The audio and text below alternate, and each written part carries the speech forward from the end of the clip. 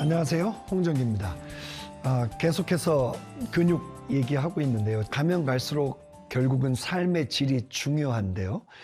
이 근육이 어떤 상태냐에 따라서 삶의 질이 결정된다. 제가 이렇게 말씀을 드렸잖아요. 내재 역량이 뭐냐 그랬더니 결국은 우리가 나이가 계속 들어가면서 우리가 지니고 있어야 되는 이 ability, 역량을 얘기하는 건데요. 이것은 이제 심리적인 것도 있고요. 이것은 사회적인 것도 있고요. 인지적인 것도 있고요. 활기도 있고요. 이 모든 것들이 있는데 저는 아무래도 스포츠 의학자이기 때문에 이 이동성 내재 역량, 이 내재 역량 중에 가장 중요한 게 우리가 mobility, 이동할 수 있는, 계속해서 움직일 수 있는 이 역량이 중요한 겁니다. 지난번 강의에 말씀드렸지만 muscle function, 근육의 기능 중에 가장 중요한 게 뭐냐 그랬더니 movement였다. 나가서 이 걷는 운동도 건강에 좋다라고 해서 자꾸 걷는 운동도 하지만 중요한 건 뭐예요? 이 움직임이 제대로 나오지 않는 상태에서 그 움직임을 계속 반복하는 이것이 훨씬 우리 몸에 안 좋을 수 있다. 실제적으로 이 운동을 더 즐기고 더 효과 있게 해내기 위해서 무엇이 중요하다? 발목 관절의 근육, 무릎 관절의 근육, 고관절의 근육, 허리와 복부의 근육, 그리고 어깨, 팔, 목에 있는 이 근육들이 제대로 된 기능을 해야 된다는 것이 가장 중요한 것입니다. 자, 그래서 이번 강의에서는 여러분들에게 무슨 말씀을 드리려고 그러냐면 이동성 내재 역량을 끝까지 우리가 잘 유지할 수 있기 위해서는 어떤 근육들이 중요할까? 그래서 여러분들에게 5개의 가장 중요한 생존 근육을 알려드려야 되겠다.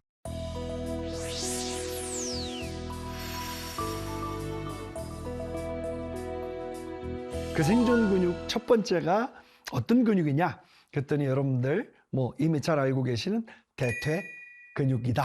대퇴에는 4개의 근육이 있다. 그래서 우리가 사두근이라고 합니다. 대퇴 사두근은 우리의 다리의 근력을 담당하는 근육으로서 무릎을 펴고 앉았다 일어날 때 힘을 주는 근육입니다. 그래서 대퇴 사두근이 중요하고요. 두 번째 생존 근육은 엉덩이 근육입니다.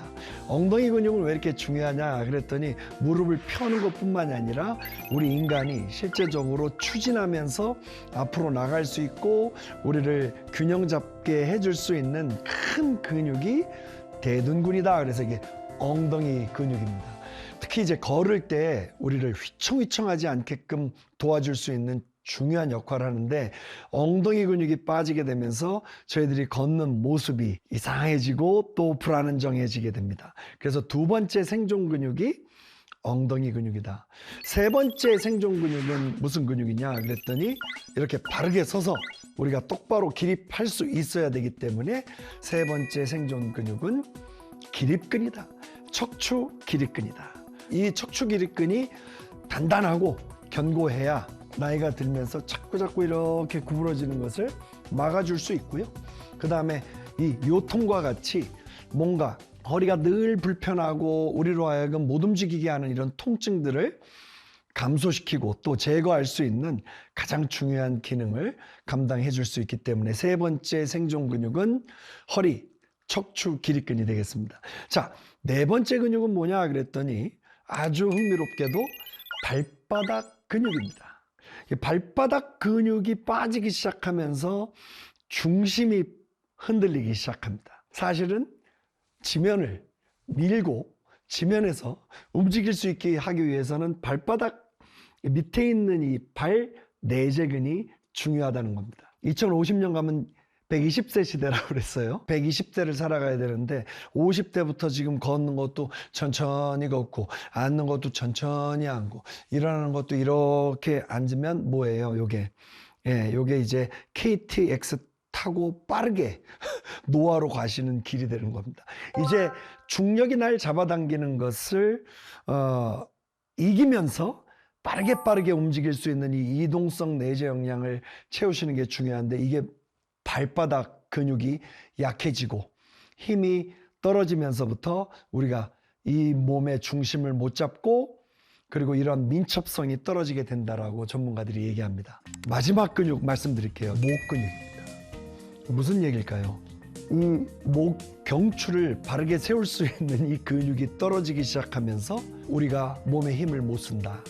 여러분, 특히 60세 이상에게 목 근육은 두 번째 전정기관이라고 해요.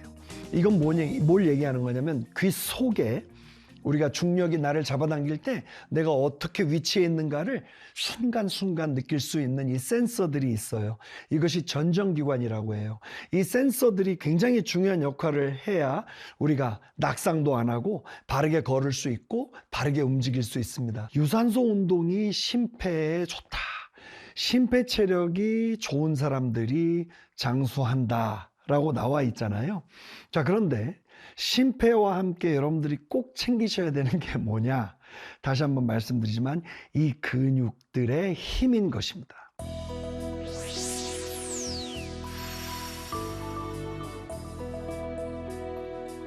제가 처음 말씀드렸던 대퇴사두근이 약해지게 되면 무릎이 아프게 됩니다. 뼈와 함께 닿아서 뭔가가 마모가 일어나지 않아도 이 안에 있는 연골이 여전히 정상적으로 있어도 어떤 일을 하거나 움직였는데 무릎에서 통증이 일어난다면 관절 안에 있는 구조물들이 찢어져서 파열돼서가 아니라 그 관절이 버틸 수 있는 힘이 20kg밖에 되지 않는데 30kg, 40kg를 움직였기 때문에 관절이 너무 부담감을 느끼고 신호를 보내는 게 통증일 수 있다라고 전문가들이 얘기합니다. 내가 감당할 수 있는 부하를 가지고 우리가 움직여야 되는데 그것을 넘어가게 되면 나를 살려달라고 외치는 SOS가 통증이 될 수 있다라.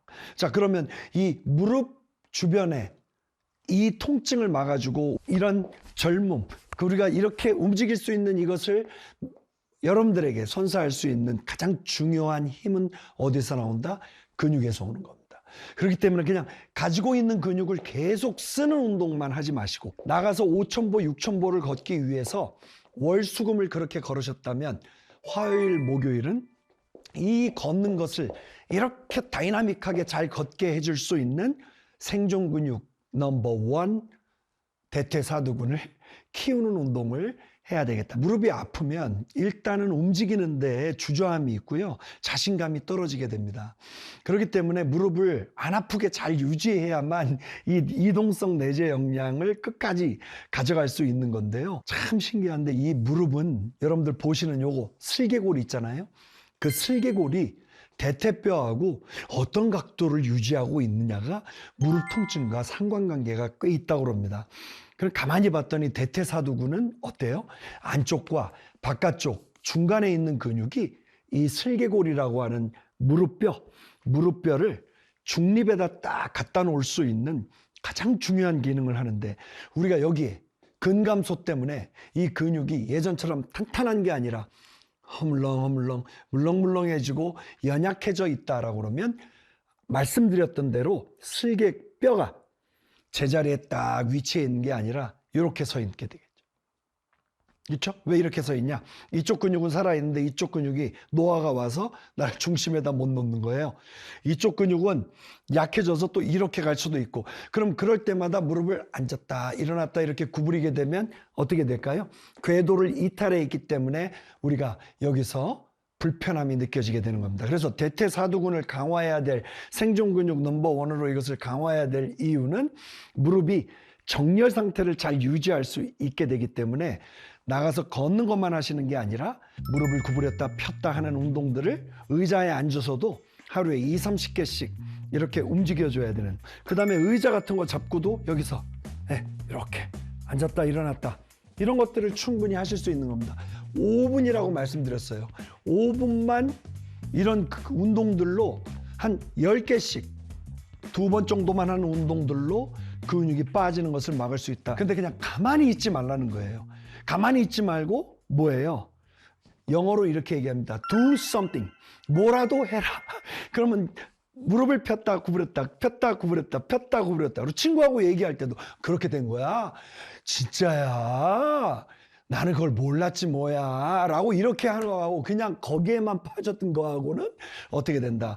대퇴사두근이 젊어질 수 있는 시간, 노화를 방지할 수 있는 이 기회를 놓치는 것과 같다. 그래서 이렇게 말씀을 드렸습니다. 마트 같은 데를 가보면요, 와이프가 쇼핑을 하게 되는데 친절하게 와이프를 사랑하는 마음으로 카트를 끌고 가서 네가 사는 거 여기다 담고, 얼마나 이 부부지간에 정말 이 아름다운 뭔가 그 참 정말 보기가 좋잖아요.